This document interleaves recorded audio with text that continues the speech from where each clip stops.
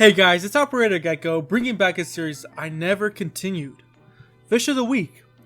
This is an ever-evolving series, so you guys can leave suggestions on whatever you want. If there's needed to improve in audio quality, the sound, do you want me to lower down the music, the background music, etc, etc. If you want to see a certain type of fish on this series, suggest it down below and I'll do a whole Fish of the Week on it. And yeah, that's about it. Let's get to the video. So the Firemouth Cichlid is a type of fish you have to be extremely patient with. They are very slow growers and they're very slow to show any type of color. That said, when they do, they are showstoppers. I mean, the coloration on them is beautiful. The red with the grays and the black and their blue eyes, mwah, perfect. And to be honest, I can't wait till mine starts to show coloring because it's still a juvenile and it's very slow to grow. Even in a 140 gallon, you'd think the added space would make it grow faster, but no. Another thing to note with this fish though, you have to be careful with what you choose to put in the tank. Even right now as a juvenile, he's very aggressive towards my angelfish. He's very territorial. He doesn't let him go near his brick cave I've made for him. And other than that, they're not nippy. More or less, they like to show a little show of aggression and charge at the fish. But once the fish gets out the way, they stop. They're not really a bullying type of fish, at least in my experience. Now, when it comes to tank mates,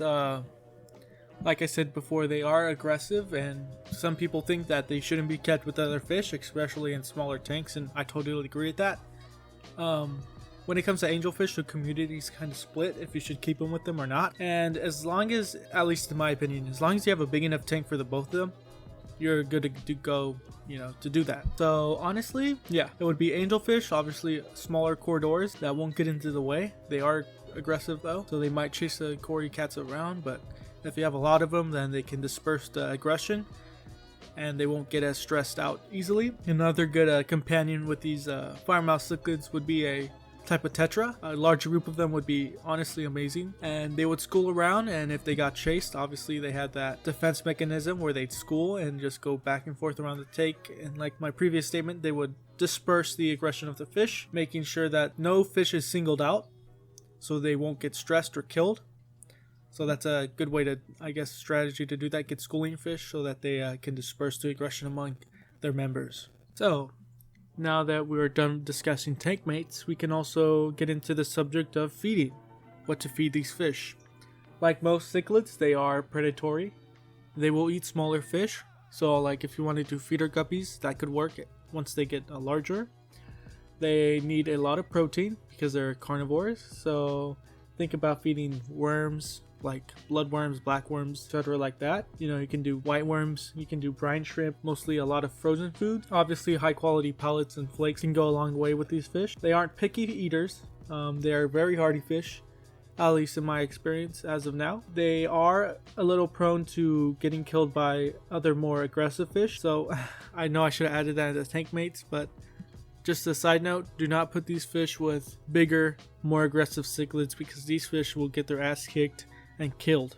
These are more like more bark than bite, so you know they can take on smaller fish and weaker fish, but once it comes to something even or a little larger than them, they will get their butt handed to them and they may die. So keep that in mind when keeping tank mates. And then other than that, what I've said when it comes to food, there's nothing special to them. They'll eat anything pretty much. Just make sure to keep a high protein diet and switch the foods continuously. Do frozen, pellet, flake, whatever you need to do, and it should get the fish happy. When it comes to sexing these fish, it's actually quite hard. Honestly, they look the same and they will color up pretty much the same. The only way you can tell the difference with fish is when they start breeding. Kind of like angelfish, you can't really tell the sex of angelfish.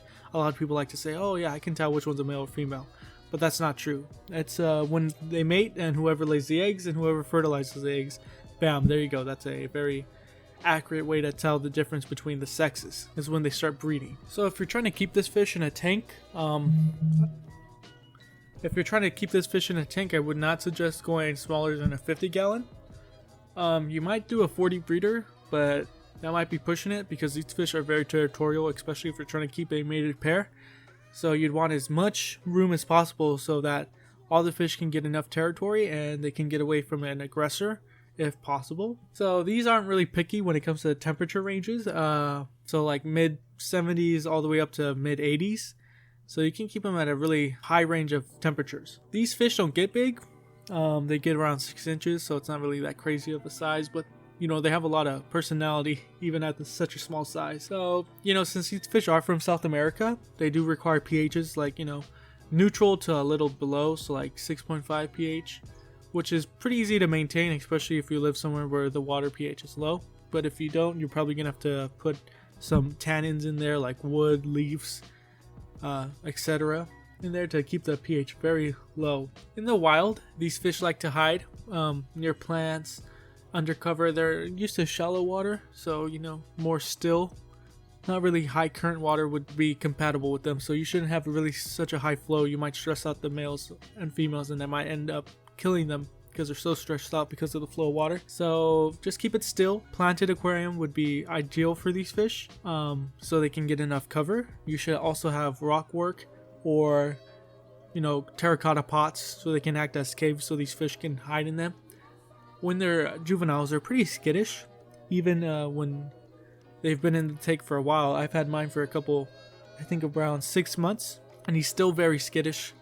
And even when I'm around him, he will go back into his little cave if I make any sudden movements. So you should keep that in mind. You might not be able to fully appreciate this fish when it's a juvenile, but once it grows a little older, you'll be able to appreciate it and it'll be more outgoing. Other than that, I don't honestly see any special care requirements with these fish. Not really. If you're thinking about getting this fish, I'd say go for it. It's beginner friendly. It's pretty easy, straightforward. And you know, I'm not the most experienced person either, and I'm having quite the good time with these fish. And it's doing well. Just keep up your weekly to monthly water changes depending on your tank size. And yeah, this is Operator Gecko signing off. Thank you for watching the video. And guys, I want to add something. I've been looking at my statistics on YouTube, and most of my videos are being viewed by people that are not subscribed to my channel. In fact, only 2% of people subscribed to my channel view my content, and the other 98% discover my channel through other means and they are not subscribed. So can you guys please subscribe to my video? That would be very appreciated.